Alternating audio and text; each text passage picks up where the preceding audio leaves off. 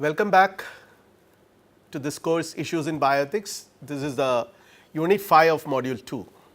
In essence, we are going to conclude our discussions on the theoretical frameworks which are relevant for bioethical deliberations. So, this lecture will focus on the principle based theories. We will try to understand what these principle based theories are. We will also briefly see how these so called principle based theories have evolved historically. There is a reason behind it. So, we will see that also. See, this will provide you a very broad picture about the historical context which ultimately led to the emergence of this principle based theories. Some of these things we have already discussed. The constitution of the Nuremberg War Tribunal in 1947, and following that they have come up with what is known as the Nuremberg Code. We have already discussed this, and also building upon this Nuremberg Code, the Declaration of Helsinki, which actually provided a broad guidelines for conducting research, medical research, certain very important factors to be taken into account, of course reflecting certain theoretical issues, but they were not really concerned about elaborating theoretical issues. They were concerned about addressing a problem, a practical issue which has happened, which humanity was encountering after the Second World War. So, naturally the focus was more on arriving at certain practical guidelines which would function as regulative measures for future research, future medical research. And then afterwards we have also seen this syphilis study in Tuskegee during the 1932 to 1972, long 40 years this study was conducted, and this was conducted, it was an unethical study because it was conducted among the blacks without really informing them. So, it was racially motivated, it was it never took the consent of the participants, it never provided sufficient information to the people who have participated in the study. So, in that way it violated many of the norms, many human rights of the people who have involved in it. Following a huge outcry, because the facts about this study was brought out by the media and there was a huge public outcry, and following that the National Research Act was designed, and the National Commission for the Protection of Human Subjects was also constituted, and the National Commission for the Protection of Human Subjects was constituted, and they have come up with, they have submitted in 1979 what is known as the Belmont Report, which became a very important event in the history of modern bioethics. So, when we discuss the principle based theories today, we have to keep in mind this development, this chains of development. And there are certain other issues also, certain other events that have happened. The thalidomide use during 1950s, which is a medicine which was given to pregnant women, and this drug was at its experimental stage, and the women who consumed this drug they have given birth to deformed babies, and such an unfortunate event that has happened in the history of medicine. So, this has led to another very important amendment which is known as the Kefauver Amendment in 1962. And then again there are these radiation experiments which was conducted in United States.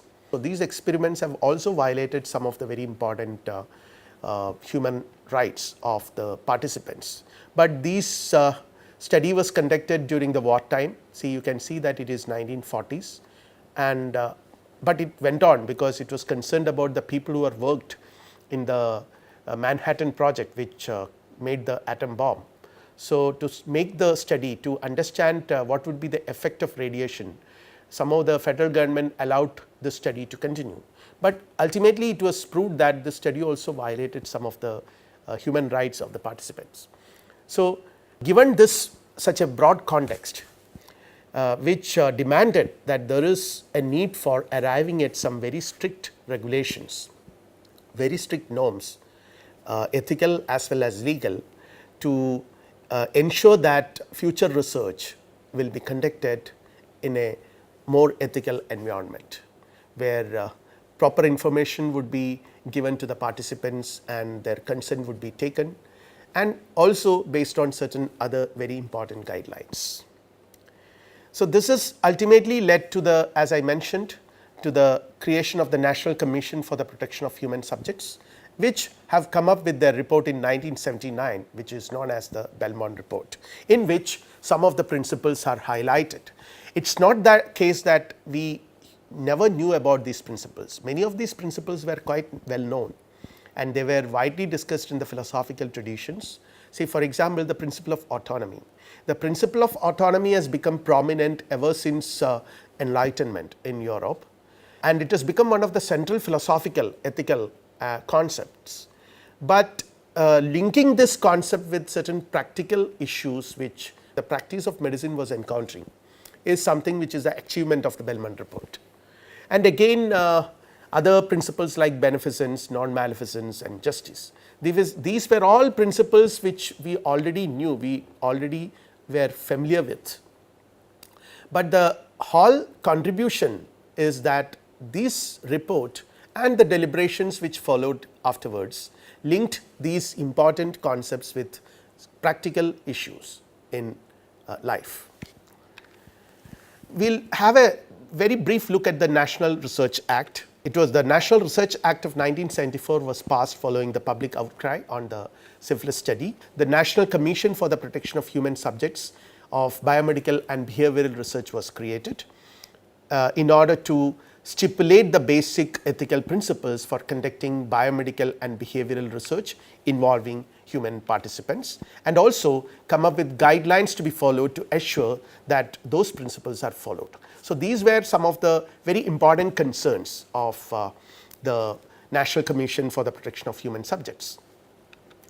And the Commission prepared the Belmont Report in 1979, and it is a statement of basic ethical principles and guidelines that provide, quote, an analytical framework to guide the resolution of the ethical problems arising from research with human subjects, unquote. So, it was aimed at solving a practical issue, resolution of the ethical problems. It is not just discussing ethical issues, but resolution of the problems which actually arise out of the increasing number of experimentations that take place in a rapidly developing world.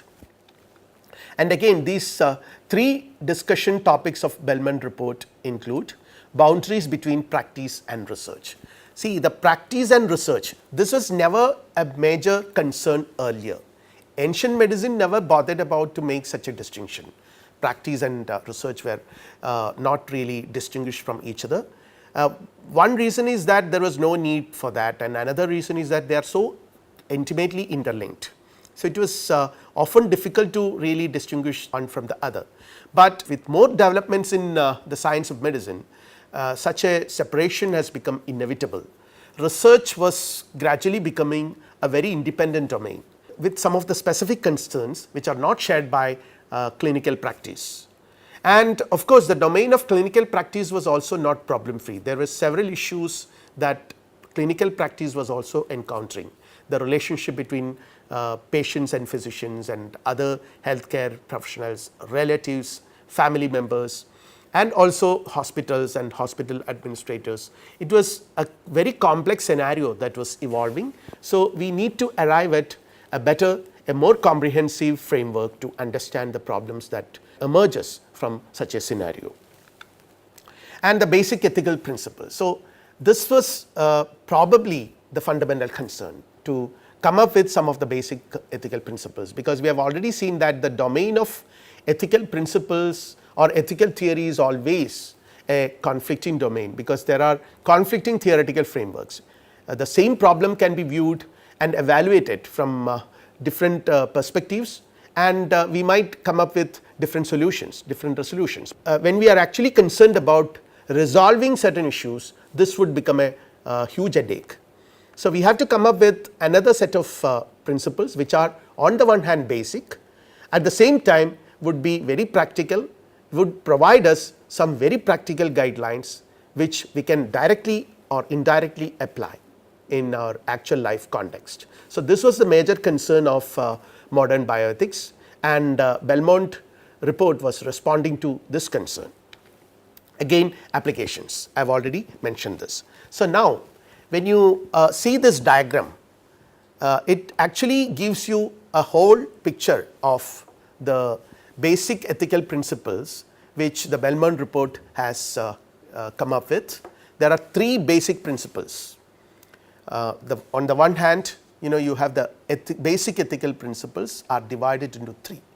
Respect for persons, which is fundamentally important in the practice of medicine, particularly in today's world, because in ancient medicine we have seen that this was not a major concern, because the physicians with the good intentions, with a great spirit of social welfare and patients' welfare, used to take into account the welfare of the patients as most important concern for them, and they almost acted as the good guardian of the patients. But this model is no more practical in today's world, in the modern world. In modern world, we have conflicting interest of the physicians and the patients and the respective personal and professional lives of people. So, it is a very complex scenario, and we need to arrive at very specific professional guidelines, professional norms which people can follow. So, one of the fundamental features of modern life is that people or human beings have to be treated as autonomous individuals. So, they have to be respected as persons, which means that they have to be treated as autonomous individuals. This is to say that they are the better judges. They would decide, they have the ability, they have the capacity to decide what is good for them, what is right for them. From this principle of respect for persons, we can derive the idea of informed consent process, which is again a very central process in today's practice of medicine. Informed consent is where you are expected to, or physicians and healthcare practitioners are expected to inform the patient the situation which he or she is undergoing, and what would make his or her situation better, the course of treatment which are suggested and the reason why this was suggested, and the potential benefits and harms involved in that process. So, this information needs to be given to the patient, and after giving this information, the patient would decide what to do. So, it is not that the physician is deciding everything for the patient. The physician is no longer the good guardian of the patient. So, that paternalistic attitude, which we today understand as a paternalistic attitude, is no longer going to function in modern societies. Even today this happens in many societies, that the physician thinks that he or she is the better judge and he or she can take the best decision for the patient. But this is not something which we can accept in a rapidly changing modern situation. So, informed consent process is extremely important, and it is not only an ethical principle, but also a legal requirement, and there are certain legal specifications the governments in different countries have come up with in order to protect the interest of the patients. Even in India, recently we have come up with certain amendments in the process. Now, it has to be recorded. It has to be audio recorded. See, for example, particularly in the context of experiments, medical research, the potential harms involved in the process needs to be explained to the patient clearly and ensure that the patient has understood things properly and then take a decision. So, initially what happens is that you just give a piece of paper which is actually a legal agreement between the scientist and the subject of experiment, and the subject is expected to sign under it, which technically means he has understood it, read it and understood it and agreed to that. But then whatever things have written are in a very specialized language which many patients, many participants in the research may not understand. So, that context gives rise to several concerns of exploitation, and so the government has come up with certain very strict stipulations that this process should be more transparent. The participant should be explained by the experimenter that the potential risk that are involved in the process. Now, the second principle, beneficence, which directly deals with risk and benefits. Of course, we can see that later on another one is added along with this, non-maleficence. Beneficence and non-maleficence are very closely related. Belmont Report does not really distinguish them. It was distinguished by Tom Beauchamp and Childress much later. So, here beneficence include both beneficence as well as non-maleficence, which talks about the risk benefit analysis or assessment involved in the process. The third one is justice. Justice is concerned with the selection of research participants, taking into account various other factors, because justice as a principle talks about the fairness one should adopt when risk and benefits are distributed. Now, let us come to principle based theories proper. So, this was developed by Tom Beauchamp and James Childress in their famous book, The Principles of Biomedical Ethics, which is into its 6th or 7th edition now. More or less their own sentences I am using here. They say that they share with utilitarianism and Kantian theories an emphasis on principles of obligation. So, the principles which they are trying to derive are not really an alternative to utilitarianism and Kantian theories, because you could see that they oppose each other, because they have some moral absolutes which conflict with each other. The moral absolute in utilitarianism is the consequences, while Kantian theories are non-consequentialism and they emphasize on duty for the sake of duty. So, because of these absolute positions, they cannot come together and find a common sharing platform. But the principle based theories are trying to derive from these theoretical frameworks as well certain insights, certain very important insights, and they share with these theories an emphasis on the principles of obligation. But at the same time, Beauchamp and Childress claim that unlike utilitarianism and Kantian theories, they are not monistic theories, but they are essentially pluralistic, because they have two or more non-absolute principles from the general level of normative statements. So, we will see this when we actually address the 4 principles which they have put forward.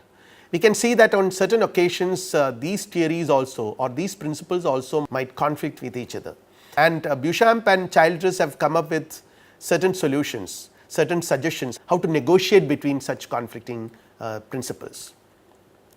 So, they say that they rely on ordinary shared moral sense and not solely on reason or any other criterion. So, we can see that this enlightenment theories like utilitarianism and Kantian theories were trying to arrive at rational theoretical frameworks, but here there is a lot of importance is given to ordinary shared moral sense and trying to derive certain universal, they call it universal, certain universal theoretical principles which can be applied in different contexts. Because one challenge which we are going to face in today's world is that we have to apply these theories in different contexts, different cultural contexts, from United States to Tanzania or Uganda. So, these are the kind of cultural variations we have to face when doctors try to apply, when practitioners try to apply these theories in actual context. So, we have to rely on shared moral sense, but at the same time we have to also take into account certain universal principles that regardless of cultural and other differences will become valid when it comes to ethical deliberations in the practice of medicine. It is a common morality theory. The common morality theory is we cannot equate it with common sense and customary moralities. The domain of common sense moralities and customary moralities exist along with common morality theory, but there is a fundamental difference. The fundamental difference is that it does not promote or it does not justify all customary practices that exist in a society, because from the customary moralities might significantly differ from place to place, from culture to culture, but common morality theory is trying to arrive at something which is common, something which will be universally present in different frameworks and different contexts. So, it is not a systematization of common sense or customary morality, and it is a pre-theoretical moral point of view. So, this is what they try to argue. So, it is a pre-theoretic moral point of view, and it transcends the local customs and attitudes. So, here it says that analogous to beliefs in the universality of basic human rights, the principles of the common morality are universal standards. So, the assertion is that they are universal standards. And now, let us see how do they work, because you on the one hand you say that they derive a lot from these theoretical frameworks, they are trying to derive from common morality which is available, but how do they work? They are prima facie binding and subject to revision. So, this is the interesting aspect of these principles. On the one hand they are binding, they are dealing with certain common universal principles, but on the other hand they are subject to revision. So, they are binding because a normative guideline stating conditions of the permissibility, obligatoriness, rightness or wrongness of actions. In cases of conflict, latitude of balance principles leaves room for compromise, mediation and negotiation. So, they are both binding as well as subject to revision, because there is a lot of room for compromise, for mediation and for negotiation. See, let us take an example. Killing is wrong. We all know that killing is wrong, and there is an important principle called non-maleficence, which directly says that no harm should be done to the patients. So, it is basically the non-harm theory, and under no conditions the patient should be harmed or harm should be inflicted upon the patient. But on situations where we allow patients to die, passive euthanasia or even active euthanasia, if no harm principle is taken into account, then under no circumstances we can allow euthanasia. But on certain circumstances euthanasia becomes inevitable, and we know that there are certain circumstances in which abortion becomes inevitable. So, how can you actually how can you justify such situations? So, there need to be some sort of a revision, some sort of a negotiation between the principles. Let us take abortion. In the case of abortion, if you respect autonomy of the pregnant women, and the women wants abortion, but then there is always a principle called no harm, and it is scientifically true that the fetus also has life after a certain stage. So, there is a conflict between the interest of the mother, the pregnant mother, and the interest of a fetus which has life. So, how can you negotiate? So, there are certain situations where we need to have a negotiation between these principles, because these principles are not necessarily always subscribing to one universal theory. They are different principles which all are important when it comes to deliberations on ethical issues. Hence, Beauchamp and Childress claim that they are not tyrannical, since they allow a lot of room for compromise and negotiation. They are not tyrannical, and a principle is a fundamental standard of conduct from which many other moral standards and judgments draw support for their defense and standing. So, this is the interesting contribution this principalist approach gives to modern bioethical theory. It is a fundamental standard of conduct from which many other moral standards and judgments draw their support for their defense and standing. Now, let us see what are the principles. The first one is, as I already mentioned this, autonomy, which reflects the concern for the respect for persons. The second one is beneficence, third one is non-maleficence, and the fourth one is justice. So, these are the four principles. The Belmont report has come up with three of them. Beneficence and non-maleficence were put together, but now given the complexities of modern medical situation, Beauchamp and Childress have have made a distinction between beneficence and non-maleficence. Probably they would refer to the positive and negative aspects of harm and welfare. When you come to autonomy, autonomy is arguably the most important principle. Beauchamp and Childress may not like this characterization. They would say that all the four principles are at one level. They categorically deny that their framework is giving importance to autonomy, which is to some extent correct, but at the same time we can also have counter arguments against their position. Anyway, let us try to understand the concept of autonomy. It is derived from the Greek words auto and nomos, which meaning self government or self rule, indicating the political status of the city states, the Greek city states which are considered to be autonomous states independent of each other.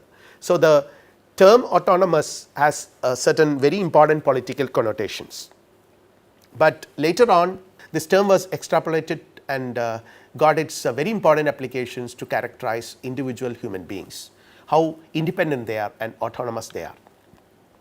When you try to understand the conceptual history of this concept, we can see Immanuel Kant is one important philosopher who has contributed a lot, because he has a concept of moral freedom of the person. We have seen this in the previous lecture, where how Kant has considered the human being, the rational being, as an autonomous individual who is potentially independent of all other factors. Enlightenment for Kant is a freedom from all self imposed tutelages, where one can exist independent. This human being is capable of existing independent of the commands of other people. So, the commands of freedom independent of others. And for John Stuart Mill, another important philosopher, freedom from coercion and the possibility of acting and deciding for oneself. So, this is very important. He underlines this theory. The only thing is that it should not harm others. That is the only reservation he has about it. Otherwise, both Immanuel Kant and John Stuart Mill, though in spite of the fact that they have subscribed to very different theoretical frameworks and philosophical outlooks, they agree upon one important principle, the principle of freedom, the freedom of the person and the autonomy of the person. And to be autonomous in this sense is to capacity to deliberate a course of action and to put that plan into action. So, it is a very important concept, but at the same time we can see that the demands of this concept is also very high. For to call a human being, a person autonomous, is to understand that in that person the ability or the capacity to deliberate upon a course of action is underlined. That rational ability should be there in an individual. Only then we can consider that person as autonomous. But Immanuel Kant says that every human being by nature is rational and has this ability. Only thing is that there are several social and other factors which might not allow us to really use this faculty, use the freedom, the autonomy. Now, how autonomy works in clinical and experimental context? See, it is very important in today's modern clinical and experimental context, no doubt, because the individual needs to be given the freedom to decide what to be done on him, particularly in experimental context, when a person is voluntarily subjecting himself for a medical experiment. He or she should know every possible knowable consequences of the kind of experiment he or she is undergoing. So, there is a moral obligation from the part of the scientist, of the practitioners, to inform the patient that these are the possible consequences, these are the things which you are going to undergo, and it is going to take this many months or years or whatever.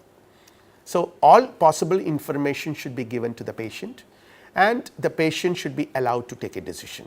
So, giving consideration to the patient's views on treatment is very important when it comes to clinical context. So, the doctor, the practitioner is expected to inform the patient that this is the medical condition and these are the possible courses of treatment he is suggesting. So, this is what the principle of informed consent refers to, where the choices and adequate information are with the patient.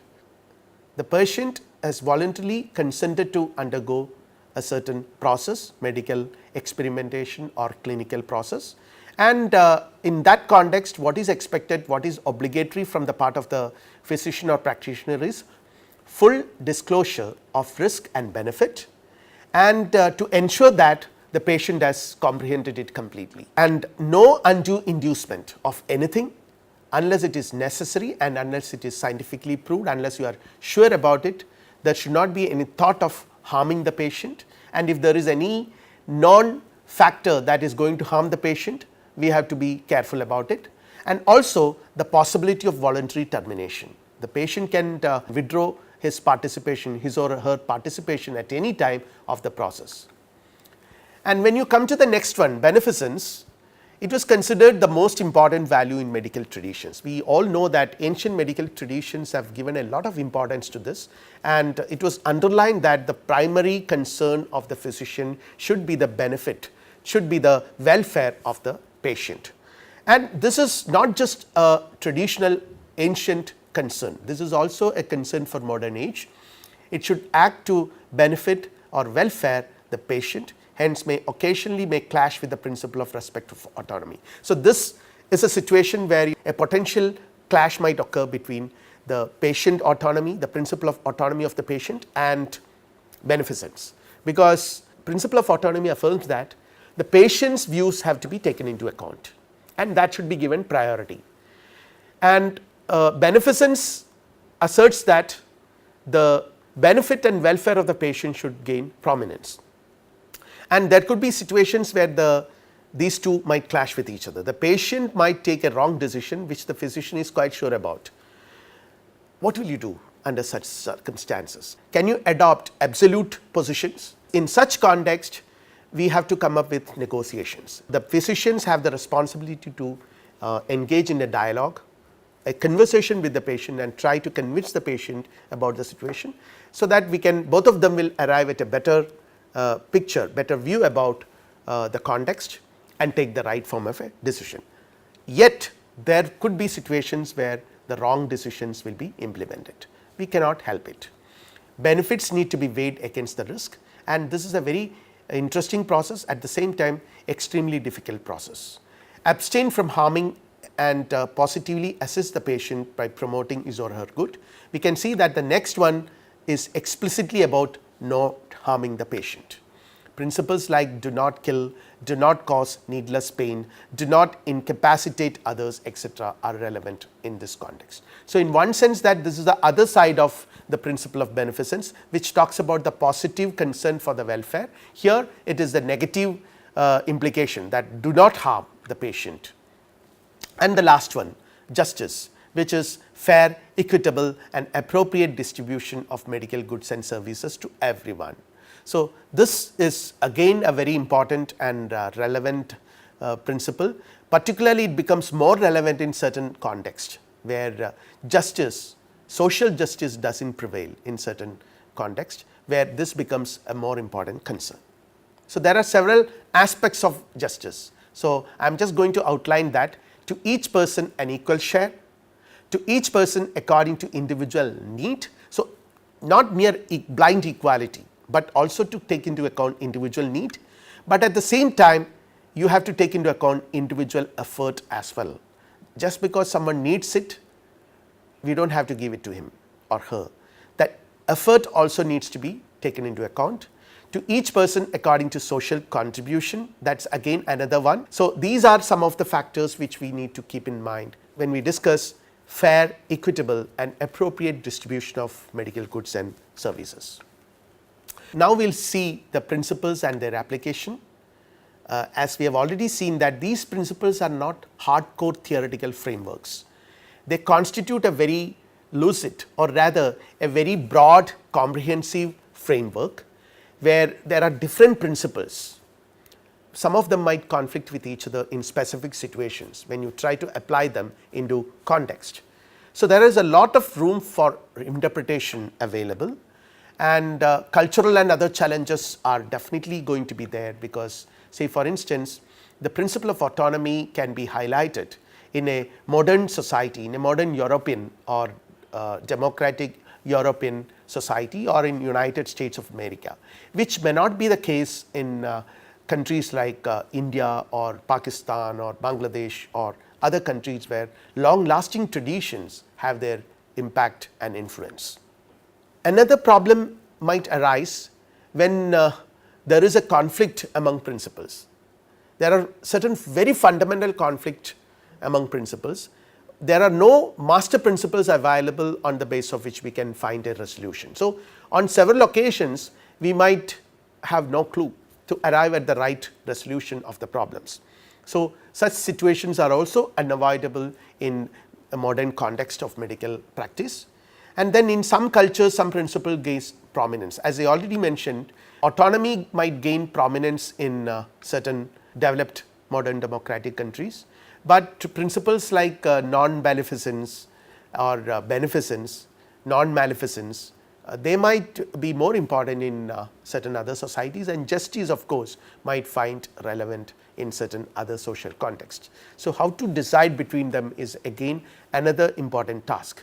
But in this context we can always say that there is these principles, as Beauchamp and Childress, they are not proposing these principles as absolute theoretical frameworks. They can always, there is always a room for negotiation and compromises, and a broader approach where we have to take into account the culture and other factors, so that we can promote better deliberations, taking into account different viewpoints from different stakeholders, and finally arriving at more balanced and comprehensive solutions to the problems. These principles can also be taken as a good starting point to think of norms in the complex context of today's technomedicine. One important factor that makes these principles relevant today is the very fact that medicine is transforming itself into a very complex techno-scientific endeavor. So, in that context, there is an increasing need to protect the interest of individual patients. So, though we might say that principles like autonomy may not be really relevant in certain contexts, like certain Asian or African context, this is actually not correct, because in such context also we are employing this technology and science of medicine, and the possibilities of exploitation and coercion exist in such societies as well, and society everywhere is changing. No society is insulated from changes that is happening other places. Most of the societies in the world are increasingly modernizing. Modern societies also have their own issues, their own problems, in which the individual often becomes helpless. So, there is a need for certain ethical principles to come forward and protect the individual patient in this particular context from certain other kinds of interest, commercial interest, family interest, and several other interests that might become more and more relevant in the context of modern societies. So, these principles in that way can be treated as a very good starting point. Of course, we have to keep in mind that we cannot apply this principle everywhere. A lot of negotiation is necessary, a lot of practical knowledge about the situations is necessary, and sensitivity towards culture and traditions also become relevant. From the next lecture onwards, we will move on to understand some specific issues which are relevant in the practice of modern bioethics in today's world. So, here we will wind up today's lecture here, and also our deliberations on the theoretical frameworks. Thank you.